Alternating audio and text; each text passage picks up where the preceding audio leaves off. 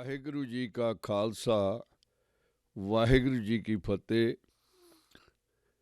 ਗੁਰੂ ਪਿਆਰਿਓ, ਅੱਜ ਆਪਾਂ ਅਸ਼ਟਪਦੀ 20ਵੀਂ ਤੇ ਪਦ 8ਵਾਂ ਵਿਚਾਰਨ ਜਾ ਰਹੇ ਹਾਂ। ਇਹ ਅਕਸਰ ਬੇਨਤੀ ਕਰਦੇ ਹਾਂ ਕਿ ਕੋਈ ਵੀ ਪ੍ਰਾਣੀ ਇੰਨਾ ਸਿਆਣਾ ਨਹੀਂ ਹੈ, ਇੰਨਾ ਅਕਲਮੰਦ ਨਹੀਂ ਹੈ ਜਿਹੜਾ ਗੁਰੂ ਮਹਾਰਾਜ ਦੀਆਂ ਰਮਜ਼ਾਂ ਨੂੰ ਹੂਬ-ਹੂ ਸਮਝ ਸਕੇ। ਜਿੰਨੀ ਉਹ ਮਿਹਰ ਕਰਦੇ ਹਨ ਓਨਾ ਪ੍ਰਾਣੀ ਵਿਚਾਰ ਕਰ ਸਕਦਾ ਹੈ, ਓਨਾ ਬੋਲ ਸਕਦਾ ਹੈ, ਓਨਾ ਸੁਣ ਸਕਦਾ ਹੈ। ਸੁਖਮਣੀ ਸਾਹਿਬ ਧੰਨ ਧੰਨ ਗੁਰੂ ਅਰਜਨ ਦੇਵ ਜੀ ਦੀ ਰਚਨਾ ਹੈ। ਸੱਚੇ ਪਾਤਸ਼ਾਹ ਨੇ ਆਪਣੇ ਪਿਆਰੇ ਸਿੱਖਾਂ ਨੂੰ ਸੁੱਖਾਂ ਦਾ ਖਜ਼ਾਨਾ, ਅੰਮ੍ਰਿਤ ਦਾ ਸਾਗਰ ਬਖਸ਼ਿਆ ਹੈ। ਬਹੁਤ ਹੀ ਪਿਆਰੇ ਤਰੀਕੇ ਦੇ ਨਾਲ ਪ੍ਰਾਣੀ ਨੂੰ ਪ੍ਰਭੂ ਦੇ ਨਾਲ ਜੁੜਨ ਦਾ ਇੱਕ ਸੌਖਾ ਤਰੀਕਾ ਸਮਝਾਇਆ ਹੈ। ਇੱਕ ਵਿਧੀ ਦਰਸਾਈ ਹੈ, ਚੱਲ ਨੂੰ ਚੱਲ ਦੇ ਨਾਲ ਮਿਲਾਉਣ ਦੀ। ਇੱਕ ਪਾਸੇ ਸਮਾਂ ਹੈ, ਪ੍ਰਾਣੀ ਹੈ, ਦੋਨੇ ਚੱਲਣਹਾਰ ਹਨ, ਮੁੱਕਣ ਵਾਲੇ ਹਨ। ਪ੍ਰਭੂ ਨੇ ਮੁੱਕਣ ਵਾਲਿਆਂ ਨੂੰ ਅਮੁੱਕ ਦੇ ਨਾਲ ਜੋੜਨ ਦੀ ਵਿਧੀ ਆਪਣੇ ਪਿਆਰੇ ਸਿੱਖਾਂ ਨੂੰ ਸਮਝਾਈ ਹੈ। 24,000 ਅੱਖਰਾਂ ਦੀ ਵਰਤੋਂ ਕੀਤੀ ਹੈ ਸੁਖਮਣੀ ਸਾਹਿਬ ਦੇ ਵਿੱਚ। 24 ਅਸ਼ਟਪਦੀਆਂ ਹਨ। ਹਰ ਇੱਕ ਅਸ਼ਟਪਦੀ ਦੇ 8 ਪਦ ਹਨ। ਸ਼ਲੋਕ ਹੈ ਅਸ਼ਟਪਦੀ ਦੇ ਸ਼ੁਰੂਆਤ ਦੇ ਵਿੱਚ। ਦੂਸਰੇ ਪਾਸੇ ਪ੍ਰਾਣੀ ਹੈ, ਇਨਸਾਨ ਹੈ, ਹਿਊਮਨ ਬੀਇੰਗ ਹੈ, ਜਿਹੜਾ 24 ਘੰਟਿਆਂ ਦੇ ਵਿੱਚ 24,000 ਸਵਾਸ ਲੈਂਦਾ ਹੈ।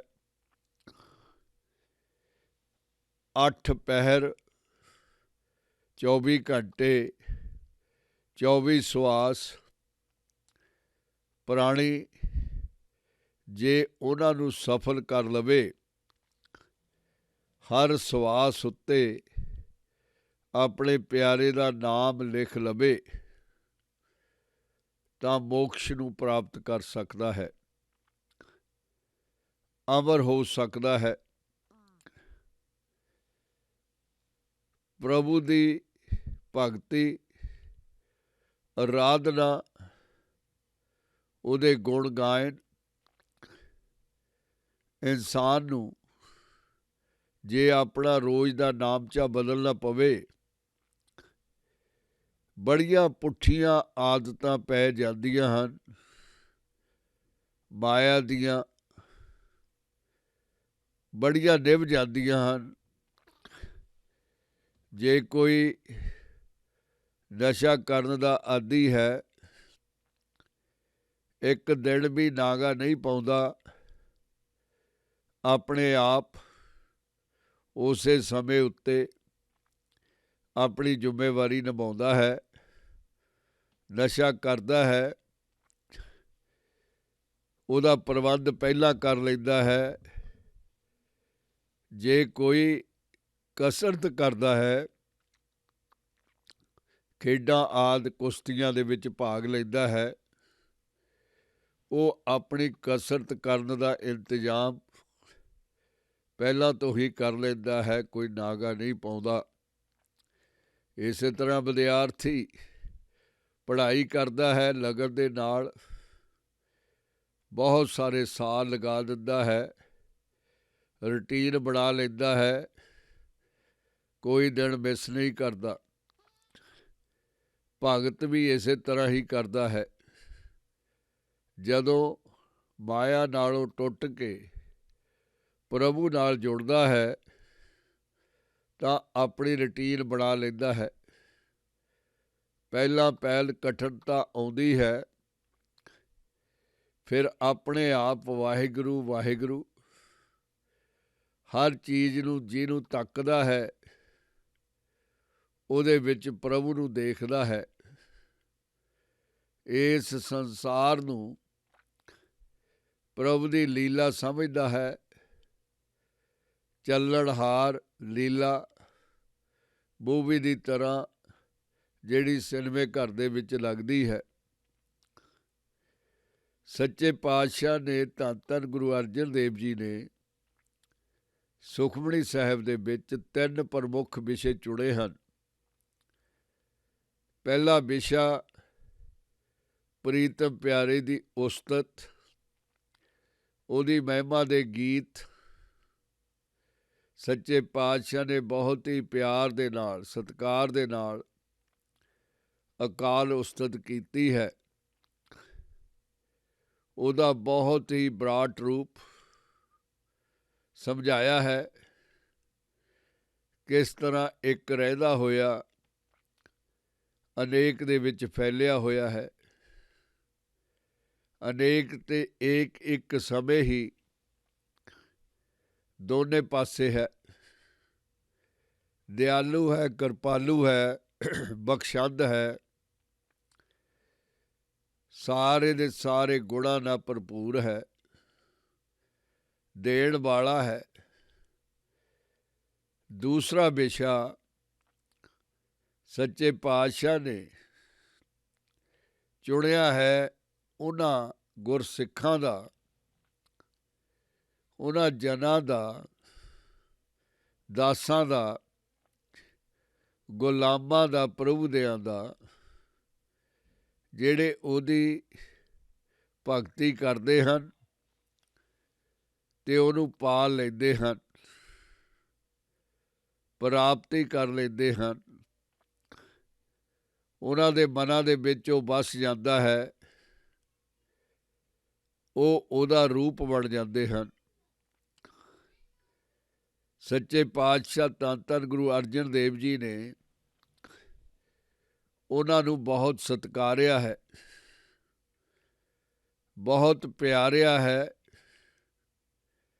ਕਿ ਸ਼ਾਖ ਸ਼ਾਖ ਪ੍ਰਭੂ ਦਾ ਰੂਪ ਹਨ। ਕਿਣਕਾ ਮਾਤਰ ਉਹਨਾਂ ਦੇ ਚਰਨਾਂ ਦੀ ਧੂੜੀ ਮਿਲ ਜਾਵੇ ਤਾਂ ਭਲਾ ਮੋਕਸ਼ ਅਮਰ ਅਵਸਥਾ ਮਿਲ ਸਕਦੀ ਹੈ। ਸੱਚੇ ਪਾਤਸ਼ਾਹ ਨੇ ਫਰਮਾਇਆ ਹੈ ਕਿ ਉਹਨਾਂ ਉੱਤੋਂ ਮੈਂ ਕੁਰਬਾਨ ਹੋ ਜਾਵਾਂ, ਬਲਿਹਾਰੇ ਜਾਵਾਂ। ਉਹ ਪ੍ਰਭੂ ਦੇ ਪਿਆਰੇ ਹਨ। ਤੀਸਰਾ ਵਿਸ਼ਾ ਧੰਨ ਧੰਨ ਗੁਰੂ ਅਰਜਨ ਦੇਵ ਜੀ ਨੇ ਸੁਖਮਣੀ ਸਾਹਿਬ ਦੇ ਵਿੱਚ ਉਹਨਾਂ ਨਿੰਦਕਾਂ ਦਾ, ਉਹਨਾਂ ਕਿਰਤ ਘੜਾਂ ਦਾ, ਕੱਚਿਆਂ ਦਾ, ਜਿਹੜੇ ਪਿਆਰਿਆਂ ਨੂੰ ਜਲੀਲ ਕਰਦੇ ਹਨ, ਉਹਨਾਂ ਨੂੰ ਕਮਲੇ, ਬਹਰਾਨੇ, ਭੂਤ ਨੇ, ਬਿਤਾਲੇ ਕਹਿੰਦੇ ਹਨ, ਉਹਨਾਂ ਦਾ ਚੁਣਿਆ ਹੈ। ਬਿਲਕੁਲ ਯੋਗ ਥਾਂ ਦਿਖਾਈ ਹੈ ਉਹਨਾਂ ਨੂੰ ਕਿ ਤੁਸੀਂ ਜਿਸ ਤਰ੍ਹਾਂ ਦੇ ਮੁਰਦੇ ਹੋ, ਨਾ ਇੱਧਰ ਦੇ ਹੋ ਨਾ ਉੱਧਰ ਦੇ ਹੋ, ਇੱਕ ਲਾਸ਼ਾ ਤੁਰੇ ਫਿਰਦੇ ਹੋ। ਤੁਸੀਂ ਨਾ ਹੋਏ ਹੋ, ਤੁਹਾਨੂੰ ਦਰਗਾਹ ਦੇ ਵਿੱਚ ਢੋਈ ਨਹੀਂ ਮਿਲਣੀ। 84 ਲੱਖ ਜੌਨ ਤੁਹਾਡਾ ਇੰਤਜ਼ਾਰ ਕਰ ਰਹੀ ਹੈ। ਇੱਕ ਬਹੁਤ ਹੀ ਪਿਆਰੀ ਸੱਚੇ ਪਾਤਸ਼ਾਹ ਨੇ ਉਹਨਾਂ ਮਨਮੁੱਖਾਂ ਬਾਰੇ ਗੱਲ ਸਮਝਾਈ ਹੈ ਉਹਨਾਂ ਨੂੰ ਕਿ ਜੇ ਤੁਸੀਂ ਹੁਣ ਵੀ ਇੱਕ ਪਿਆਰੇ ਗੁਰਸਿੱਖ ਦੀ ਸੰਗਤ ਕਰ ਲਵੋ, ਸਾਧੂ ਦਾ ਸੰਗ ਤੁਹਾਨੂੰ ਪ੍ਰਾਪਤ ਹੋ ਜਾਵੇ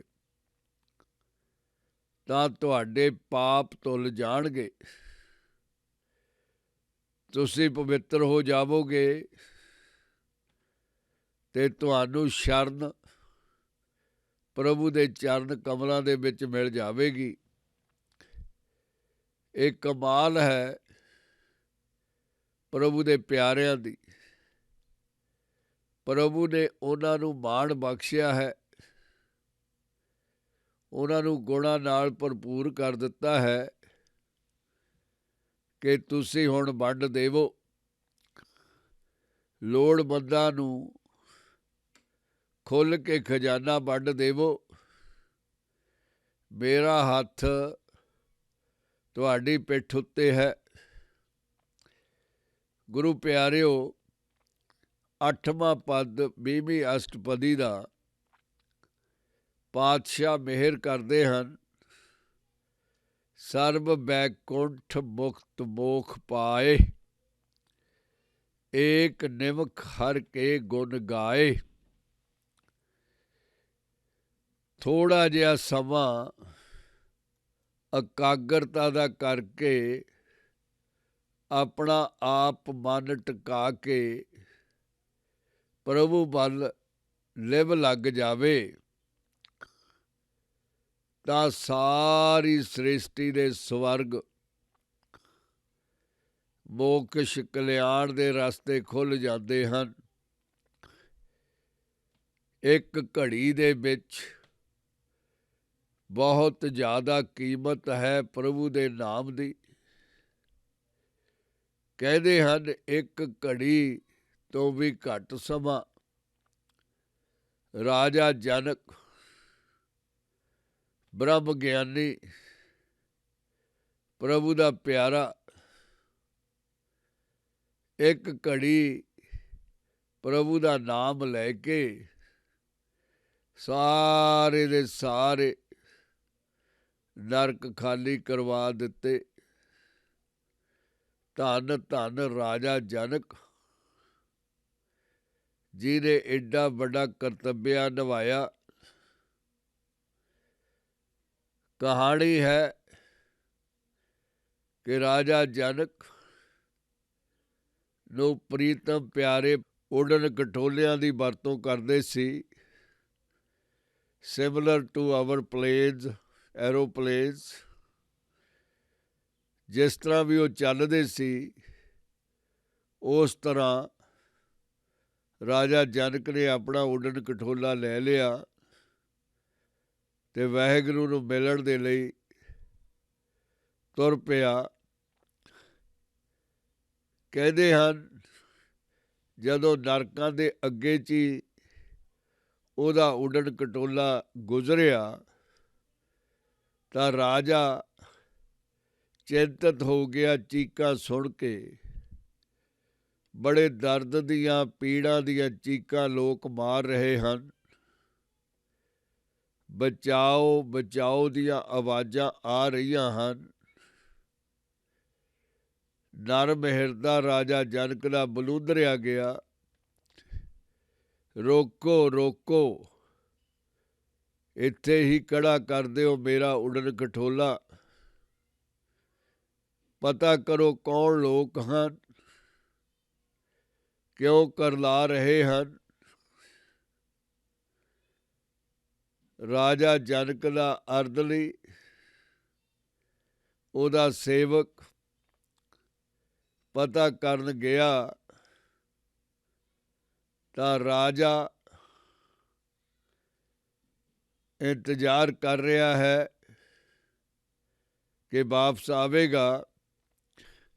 ਕੀ ਦੇਖਦਾ ਹੈ ਧਰਮ ਰਾਏ, ਜਿਹੜਾ ਇੰਚਾਰਜ ਹੈ ਨਰਕਾਂ ਦਾ, ਉਹ ਨੰਗੇ ਪੈਰੀ ਦੌੜਿਆ ਆ ਰਿਹਾ ਹੈ ਰਾਜੇ ਜਨਕ ਦੀ ਤਰਫ।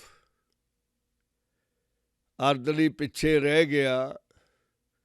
ਦੋਨੇ ਹੱਥ ਜੋੜ ਕੇ ਧਰਮਰਾਜ ਨੇ ਨਮਸਕਾਰ ਕੀਤੀ ਰਾਜਾ ਜਨਕ ਨੂੰ ਕਿ ਮੈਂ ਭਾਗਾਂ ਵਾਲਾ ਹਾਂ, ਤੁਹਾਡਾ ਨਾਂ ਬੜਾ ਸੁਣਿਆ ਹੈ, ਤੁਸੀਂ ਅੱਜ ਪਧਾਰੇ ਹੋ,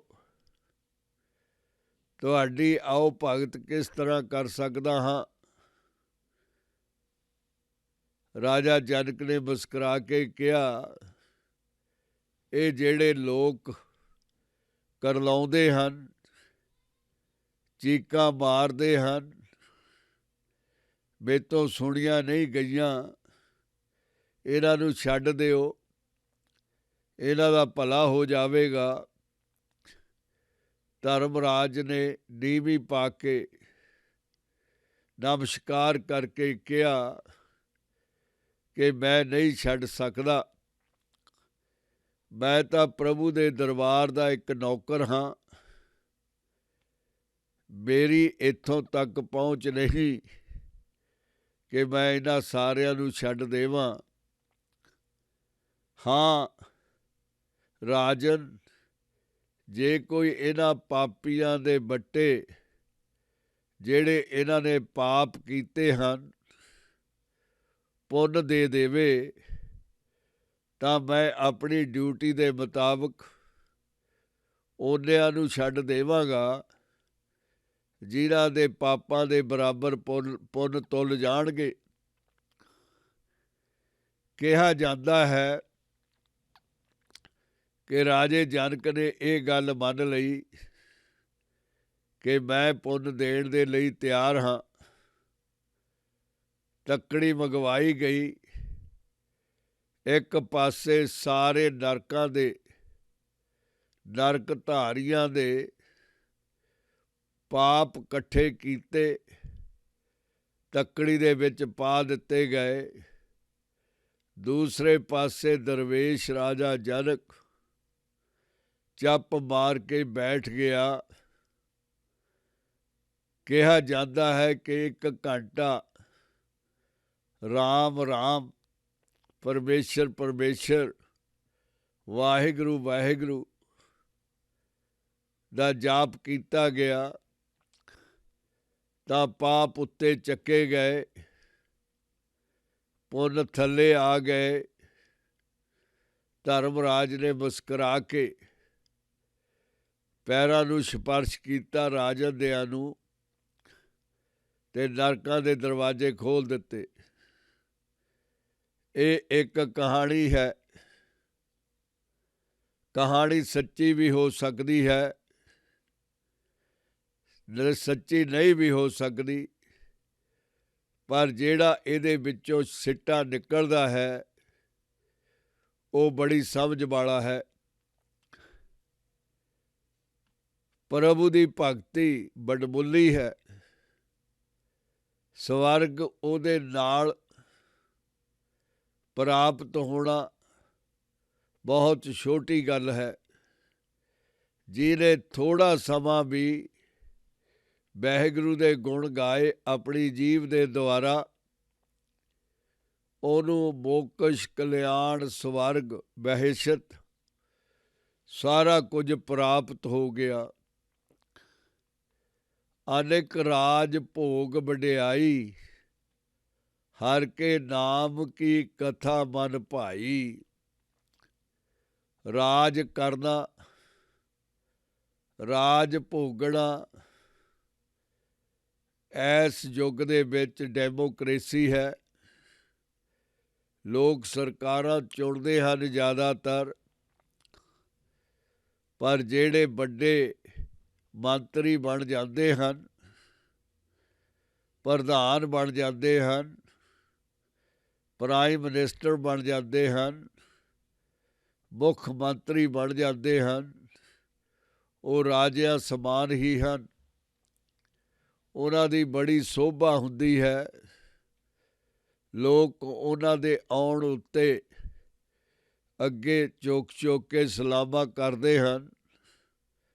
ਸੱਚੇ ਪਾਤਸ਼ਾਹ ਸਾਨੂੰ ਸਮਝਾਉਂਦੇ ਹਨ ਕਿ ਇਸ ਤਰ੍ਹਾਂ ਦੇ ਰਾਜ, ਇਸ ਤਰ੍ਹਾਂ ਦੇ ਭਾਗ, ਇਸ ਤਰ੍ਹਾਂ ਦੀਆਂ ਵਡਿਆਈਆਂ ਬੇਸ਼ੁਮਾਰ ਪ੍ਰਭੂ ਦੇ ਭਗਤ ਦੇ ਚਰਨਾਂ ਵਿੱਚ ਆ ਜਾਂਦੀਆਂ ਹਨ।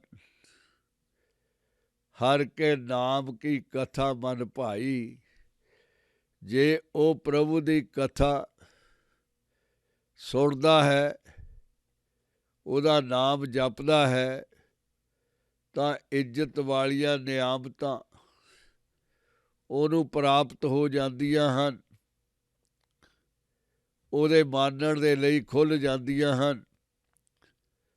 ਬਹੁ ਭੋਜਨ ਕਾਪਰ ਸੰਗੀਤ, ਰਸਨਾ ਜਪਤੀ ਹਰ ਹਰ ਨੀਤ। ਸਵਾਦਲੇ ਖਾਣੇ, ਗਰੀਬਾਂ ਦਾ ਸਵਾਦਲਾ ਖਾਣਾ ਕੀ ਹੈ ਵਿਚਾਰਿਆਂ ਦਾ। ਸੁੱਕੀ ਰੋਟੀ, ਗੰਢਾ, ਅਚਾਰ, ਪਰ ਜਿਹੜਾ ਉਹ ਖਾ ਕੇ ਸੁੱਕਾ ਪ੍ਰਸ਼ਾਦਾ ਪ੍ਰਭੂ ਦਾ ਗੀਤ ਗਾਉਂਦੇ ਹਨ, ਪ੍ਰਭੂ ਨੂੰ ਬੜਾ ਪਿਆਰਾ ਲੱਗਦਾ ਹੈ। ਫਰੀਦ ਨੇ ਵੀ ਕਿਹਾ ਹੈ ਕਿ ਮੇਰੀ ਰੋਟੀ ਸੁੱਕੀ, ਪ੍ਰਭੂ ਯਾਦ ਆਉਂਦਾ ਹੈ ਜਦੋਂ ਮੈਂ ਉਹਨੂੰ ਦੇਖਦਾ ਹਾਂ। ਸੱਚੇ ਪਾਤਸ਼ਾਹ ਮਿਹਰ ਕਰਦੇ ਹਨ। ਬਹੁ ਭੋਜਨ ਕਾਪਰ ਸੰਗੀਤ, ਜਿਸ ਦੀ ਜੀਭ ਹਮੇਸ਼ਾ ਵਾਹਿਗੁਰੂ ਦੇ ਨਾਮ ਦਾ ਉਚਾਰਨ ਕਰਦੀ ਹੈ, ਰਸਨਾ ਜਪਤੀ ਹਰ ਹਰ ਨੀਤ, ਉਹ ਬਹੁਤੇ ਯੋਜਨਾ ਬਸਤਰ, ਬਹੁਤ ਭੋਜਨ ਤੇ ਰਾਗਾਂ ਦਾ ਆਨੰਦ ਪ੍ਰਾਪਤ ਕਰਦਾ ਹੈ, ਸੰਗੀਤ ਪ੍ਰਾਪਤ ਕਰਦਾ ਹੈ, ਮਹਾ ਆਨੰਦ ਦੀ ਅਵਸਥਾ ਦੇ ਵਿੱਚ ਪਹੁੰਚਦਾ ਹੈ। ਭਲੀ ਸੋ ਕਰਨੀ ਸੋਭਾ ਧਨਵੰਤ, ਹਿਰਦੈ ਬਸੇ ਪੂਰਨ ਗੁਰਮੰਤ। ਰੰਗੇ ਹਨ ਉਸਦੇ ਅਮਲ ਅਤੇ ਸੁਭਾਏਮਾਨ ਤੇ ਦੌਲਤਮੰਦ, ਜਿਨ੍ਹਾਂ ਦੇ ਅੰਦਰ ਪੂਰਨ ਗੁਰੂ ਦਾ ਉਪਦੇਸ਼ ਘਰ ਬਣਾ ਗਿਆ, ਉਹਨਾਂ ਦੇ ਹਿਰਦੇ ਵਿੱਚ ਬੈਠ ਗਿਆ। ਉਹਨਾਂ ਦੇ ਗੁਣ ਦੁਨੀਆ ਗਾਉਂਦੀ ਹੈ, ਉਹਨਾਂ ਨੂੰ ਸਾਰਾ ਕੁਝ ਮਿਲਦਾ ਹੈ। ਪਦਾਰਥ ਪਿੱਛੇ ਲੱਗਿਆ ਤੁਰਦਾ ਹੈ। ਸਾਧ ਸੰਗ ਪ੍ਰਭ ਦੇ ਨਿਵਾਸ, ਸਰਬ ਸੁਖ ਨਾਨਕ ਪ੍ਰਗਾਸ। ਸਾਧੂ ਦਾ ਸੰਗ, ਸੰਤਾਂ ਦਾ ਸੰਗ, ਮਲੰਗਾਂ ਦੀ ਦੋਸਤੀ, ਦਰਵੇਸ਼ਾਂ ਨਾਲ ਆੜੀ, ਉਹਦੇ ਵਿੱਚੋਂ ਬਹੁਤ ਕੁਝ ਮਿਲਦਾ ਹੈ। ਬੇਸ਼ੁਮਾਰ ਪ੍ਰਾਪਤੀਆਂ ਹੁੰਦੀਆਂ ਹਨ। ਸਾਰੇ ਦੇ ਸਾਰੇ ਸੁੱਖ ਪ੍ਰਾਪਤ ਹੋ ਜਾਂਦੇ ਹਨ ਪ੍ਰਾਣੀ ਨੂੰ ਸਾਧੂਆਂ ਦੇ ਸੰਗ ਦੇ ਨਾਲ। ਸੁਸਾਇਟੀ ਆਫ ਸੇਂਟਸ, ਪ੍ਰਭੂ ਦੇ ਪਿਆਰੇ ਜਿਨ੍ਹਾਂ ਨੇ ਉਹਨੂੰ ਪਾ ਲਿਆ, ਉਹਦਾ ਹੀ ਰੂਪ ਹੋ ਗੁਜ਼ਰੇ, ਉਹ ਵੰਡਣ ਦੇ ਸਮਰੱਥ ਹਨ। ਲੋੜਵੰਦਾਂ ਨੂੰ ਭਰ ਰਹੇ ਹਨ। ਉਹਨਾਂ ਦਾ ਇੱਕ ਕਰਤੱਵਿਆ ਹੈ ਕਿ ਲੋੜਵੰਦ ਨੂੰ ਭੁੱਖਾ ਨਹੀਂ ਰਹਿਣ ਦੇਣਾ, ਖਾਲੀ ਨਹੀਂ ਰਹਿਣ ਦੇਣਾ। ਗੁਰੂ ਪਿਆਰਿਓ, ਆਪਾਂ ਇਸੇ ਪਦ ਨੂੰ ਸੱਚੇ ਪਾਤਸ਼ਾਹ ਦੀ ਕਿਰਪਾ ਦੇ ਨਾਲ ਅੰਗਰੇਜ਼ੀ ਦੇ ਵਿੱਚ ਵਿਚਾਰੀਏ। ਸਰਬ ਬੈਕੁੰਠ ਮੁਕਤ ਮੋਖ ਪਾਏ, ਏਕ ਨਿਮਕ ਹਰ ਕੇ ਗੁਣ ਗਾਏ। By singing God's excellencies, even for a moment, one obtains everything: heaven, respect, blessing, mercy of Lord. Only when you sing the song of God, only when you give yourself and remove your ego, then all the heavens are yours. No doubt, you can get anything you want. अनेक राज भोग बड़ियाई, हर के नाम की कथा मन भाई। He to whose mind God's name discourse is pleasing, enjoys various sovereignties, honors, ਰਿਸਪੈਕਟਸ। ਬਹੁ ਭੋਜਨ ਕਾਪਰ ਸੰਗੀਤ, ਰਸਨਾ ਜਪਤੀ ਹਰ ਹਰ ਨੀਤ। He whose tongue ever utters God's name enjoys a plenteous food, enjoyment and music. That is God's blessing. All the best food, wonderful music is all front of him. That is the blessing of God to his lover. ਭਲੀ ਸੋ ਕਰਨੀ ਸੋਭਾ ਧਨਵੰਤ, ਹਿਰਦੈ ਬਸੇ ਪੂਰਨ ਗੁਰਮੰਤ। Good are his deeds, and glorious and wealthy is he within whose mind the instruction of perfect ਪ੍ਰਭੂ ਦਾ ਸੰਦੇਸ਼ਾ ਆਇਆ। ਭਗਤਾਂ ਨੂੰ ਜਿਸ ਤਰ੍ਹਾਂ ਉਹ ਬੁਲਾਉਂਦਾ ਹੈ, ਭਗਤ ਪਹੁੰਚਦੇ ਹਨ। ਕਹਿੰਦੇ ਹਨ ਉਦੋਂ ਰਾਜਾ ਲੋਕ ਭਲੀ ਸੋ ਕਰਨੀ ਸੋਭਾ Dhanwant. There are always good people very wealthy and very tolerable nature people. Everybody respect them, but they must remember Lord and win his heart. They believe in Guru's mantra, Guru's teaching. ਸਾਧ ਸੰਗ ਪ੍ਰਭ ਦੇ ਨਿਵਾਸ, ਸਰਬ ਸੁਖ ਨਾਨਕ ਪ੍ਰਗਾਸ਼। ਸਾਧ ਸੰਗ ਪ੍ਰਭ ਦੇ ਨਿਵਾਸ।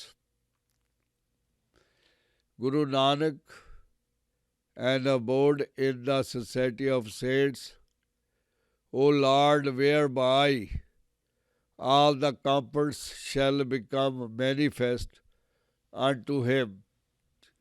Sadh Sang Prabh De Nivas, company of sadhus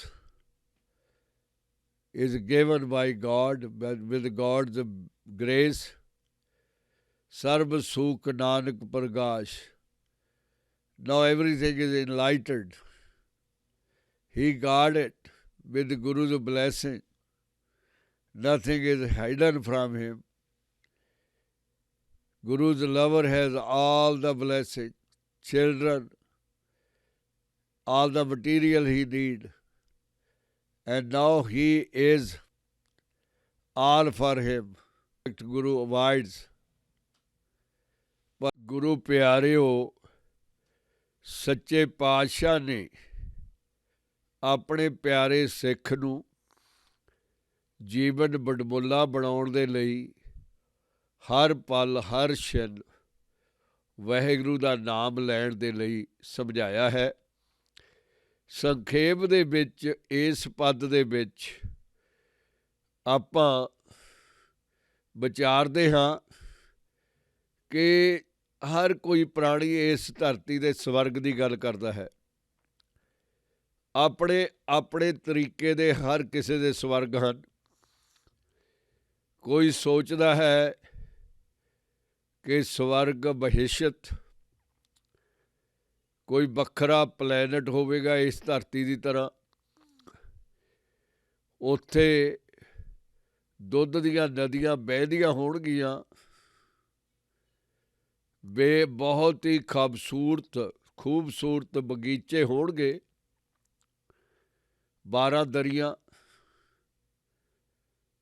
ਸੋਹਣੇ ਤੋਂ ਸੋਹਣੇ ਨਸ਼ੇ ਮਦ ਆਦਿ, ਅਤੀ ਸੁੰਦਰ ਅਪਸ਼ਰਾਵਾਂ, ਸੰਗੀਤ ਨਿਰਤ। ਇਹ ਆਪਣੀ ਆਪਣੀ ਕਲਪਨਾ ਹੈ ਸਵਰਗ ਦੀ। ਗੁਰੂ ਨਾਨਕ ਦਾ ਸਵਰਗ ਇਸ ਤਰ੍ਹਾਂ ਦਾ ਨਹੀਂ ਹੈ। ਗੁਰੂ ਨਾਨਕ ਦਾ ਸਵਰਗ ਪ੍ਰਭੂ ਦੇ ਵਿੱਚ ਸਮਾਉਣ ਦਾ ਹੈ। ਜਿਹੜਾ ਰਚਣਹਾਰਾ ਹੈ, ਦੁੱਧ ਪੈਦਾ ਕਰਨ ਵਾਲਾ ਹੈ, ਬੇਸ਼ੁਮਾਰ ਸੁੰਦਰ ਨਿਰਤਕੀਆਂ ਨੂੰ ਪੈਦਾ ਕਰਨ ਵਾਲਾ ਹੈ, ਸਾਜ ਬਣਾਉਣ ਵਾਲਾ ਹੈ, ਬਗੀਚੇ, ਦਰਿਆ, ਝਰਨੇ, ਪਹਾੜ ਸਾਰਿਆਂ ਦਾ ਰਚਣਹਾਰਾ ਹੈ। ਉਹਦੇ ਨਾਲ ਸੁਮੇਲ ਦੀ ਜੁਗਤ ਹੈ ਜਿਹੜੀ, ਉਹ ਗੁਰੂ ਨਾਨਕ ਦਾ ਸਵਰਗ ਹੈ। ਗੁਰੂ ਨਾਨਕ ਸਾਹਿਬ ਦੀ ਥਿਊਰੀ, ਫਿਲਾਸਫੀ ਕਿਸੇ ਵੱਖਰੇ ਸਵਰਗ ਦੀ ਗੱਲ ਨਹੀਂ ਕਰਦੀ, ਕਿਸੇ ਵੱਖਰੇ ਬੈਕੁੰਠ ਦੀ ਗੱਲ ਨਹੀਂ ਕਰਦੀ। ਜਦ ਪ੍ਰਾਣੀ ਪ੍ਰਭੂ ਦਾ ਰੂਪ ਬਣ ਜਾਂਦਾ ਹੈ ਤਾਂ ਸਾਰੀ ਦੀ ਸਾਰੀ ਅਕਲ, ਵਿਜ਼ਡਮ ਤੇ ਸਾਰੇ ਦਾ ਸਾਰਾ ਸੁੰਦਰ ਦ੍ਰਿਸ਼ ਉਹ ਇੱਕ ਛਿਨ ਦੇ ਨਾਲ ਹੰਢਾ ਸਕਦਾ ਹੈ, ਪਾ ਸਕਦਾ ਹੈ। ਇੱਕ ਨਜ਼ਰ ਦੇ ਨਾਲ ਉਹ ਸਾਰਾ ਕੁਝ ਤੱਕ ਸਕਦਾ ਹੈ। ਪ੍ਰਭੂ ਦੇ ਨਾਮ ਦੇ ਵਿੱਚ ਵਡਿਆਈ ਬਹੁਤ ਹੈ। ਰਾਜ ਕਰਨ ਦੀ ਲਾਲਸਾ ਪ੍ਰਭੂ ਦੇ ਭਜਨ ਦੇ ਵਿੱਚੋਂ ਪ੍ਰਾਪਤ ਹੁੰਦੀ ਹੈ, ਬਖਸ਼ਿਸ਼ ਮਿਲਦੀ ਹੈ। ਬੇਸ਼ੱਕ ਦੁਨੀਆ ਦੇ ਰਾਜੇ ਸੁਖੀ ਨਹੀਂ ਹਨ, ਉਹਨਾਂ ਨੂੰ ਵੀ ਤ੍ਰਿਸ਼ਨਾ ਟਿਕਣ ਨਹੀਂ ਦਿੰਦੀ, ਪਦਾਰਥ ਖੁਸ਼ੀ ਨਹੀਂ ਦਿੰਦਾ। ਰਾਜ, ਮਹਿਲ, ਵਡਿਆਈਆਂ ਗੁਰੂ ਦੇ ਪਿਆਰਿਆਂ ਨੂੰ ਭਾਉਂਦੀਆਂ ਨਹੀਂ। ਉਹਨਾਂ ਨੂੰ ਸਾਰਾ ਕੁਝ ਤਾਂ ਪ੍ਰਭੂ ਦੇ ਨਾਮ ਦੇ ਵਿੱਚ, ਉਹਦੀ ਮਹਿਮਾ ਦੇ ਵਿੱਚ ਹੀ ਨਜ਼ਰ ਆਉਂਦਾ ਹੈ। ਉਹਨਾਂ ਦਾ ਮਨ ਨਹੀਂ ਲੱਗਦਾ ਵੱਡੀਆਂ ਵੱਡੀਆਂ ਭੀੜਾਂ ਦੇ ਵਿੱਚ। ਉਹ ਤਾਂ ਇਕੱਲੇ ਮਸਤੀ ਦੇ ਵਿੱਚ ਜਦੋਂ ਉਹਦਾ ਗੀਤ ਗਾਉਂਦੇ ਹਨ ਤਾਂ ਤਮਾਮ ਦੁਨੀਆ ਦੀਆਂ ਵਡਿਆਈਆਂ ਪ੍ਰਾਪਤ ਕਰਦੇ ਹਨ, ਪਾਤਸ਼ਾਹੀਆਂ, ਨਿਆਮਤਾਂ ਨੂੰ ਹੰਢਾਉਂਦੇ ਹਨ। ਭੋਜਨ, ਮਿੱਸੀ ਰੋਟੀ, ਗੰਢਾ, ਅਚਾਰ ਖਾਣ ਵਾਲਾ ਗੁਰੂ ਦਾ ਪਿਆਰਾ ਬਾਬਾ ਬੁੱਢਾ ਬਹੁਤ ਬਹੁਤ ਲੰਬੀ ਆਰਜੂ ਮਹਾਰਾਜ ਨੇ ਪ੍ਰਦਾਨ ਕੀਤੀ। ਗੁਰੂ ਨਾਨਕ ਸਾਹਿਬ ਦਾ ਸੰਗ ਕੀਤਾ ਤੇ ਛੇਵੇਂ ਪਾਤਸ਼ਾਹ ਧੰਨ ਧੰਨ ਗੁਰੂ ਹਰਗੋਬਿੰਦ ਮਹਾਰਾਜ ਨੇ ਆਪ ਉਹਨਾਂ ਦਾ ਸੰਸਕਾਰ ਕੀਤਾ ਹੱਥੀਂ। 126-130 ਸਾਲ ਦੀ ਆਜੂ ਹੰਢਾਈ, ਸੁਖੀ ਆਰਜੂ, ਪ੍ਰਭੂ ਦੀ ਭਗਤੀ ਵਾਲੀ, ਬਹੁਤ ਹੀ ਆਰਾਧਨਾ ਵਾਲੀ ਉਮਰ।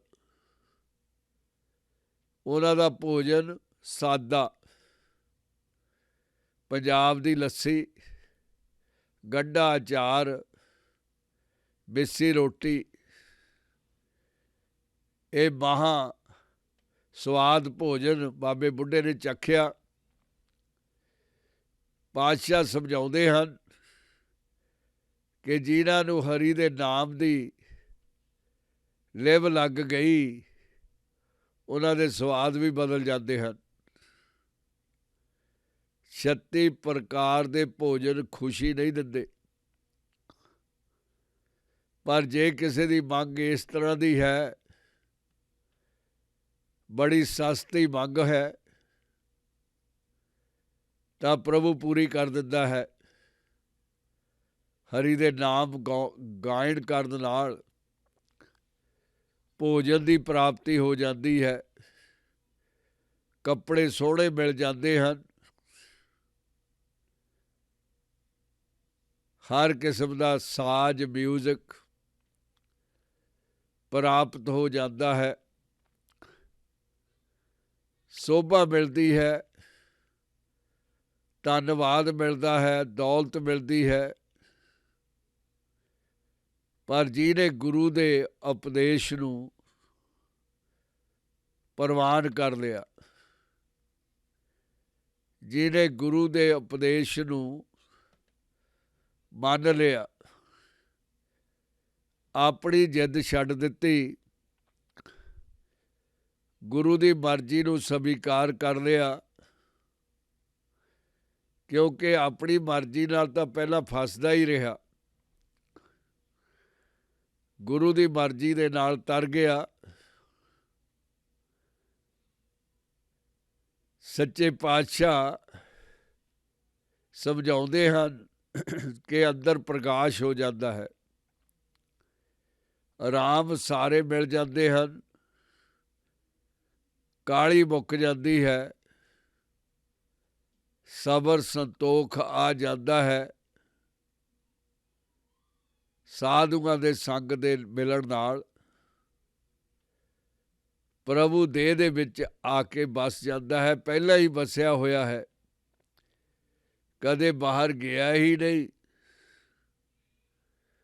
सिर्फ पहचान नहीं आई, प्रभु तो बाहर निकलिया ही नहीं। जिस दिन का शरीर बनिया है, आकार धारिया है, उस दिन का प्रभु बाहर नहीं गया, शरीर दे विच ही रहा। ज्यों ज्यों हौबे की कंध वड्डी हुंदी गई, तद तद प्राणी दे पासे हनेरा हुंदा गया,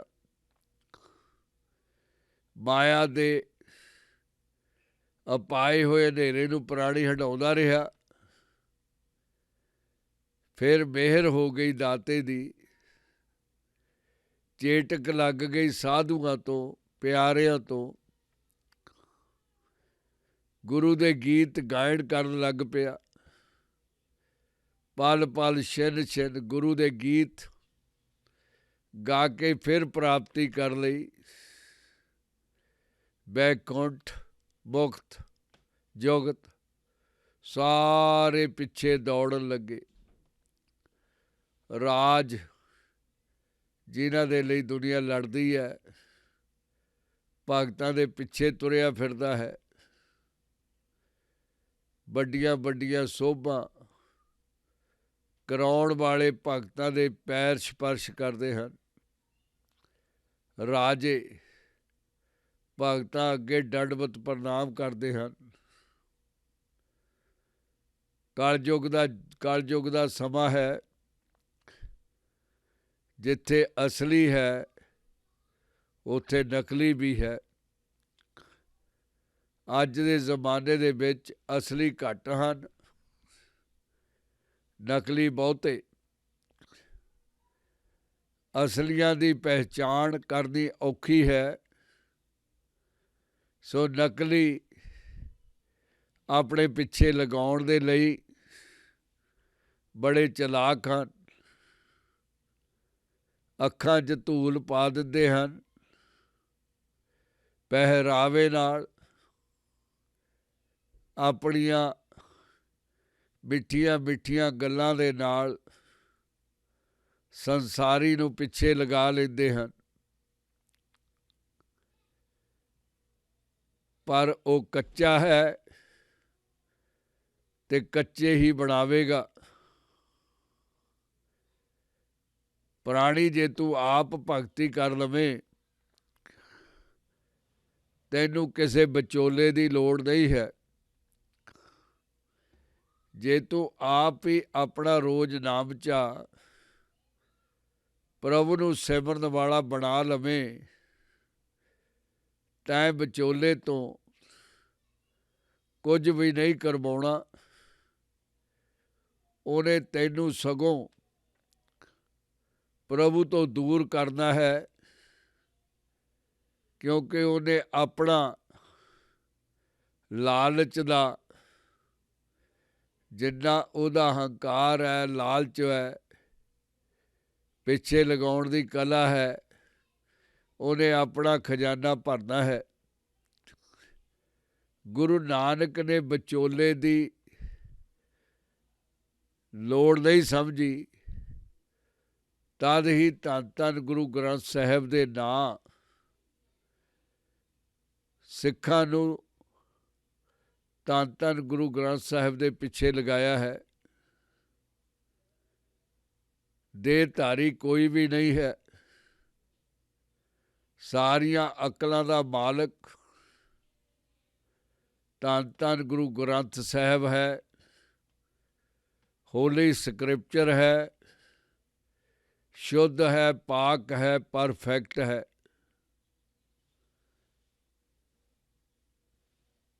ਪਰ ਪ੍ਰਾਣੀ ਨੂੰ ਆਪਣਾ ਆਪ ਬਦਲ ਲੈਣ ਦੀ ਜ਼ਰੂਰਤ ਹੈ।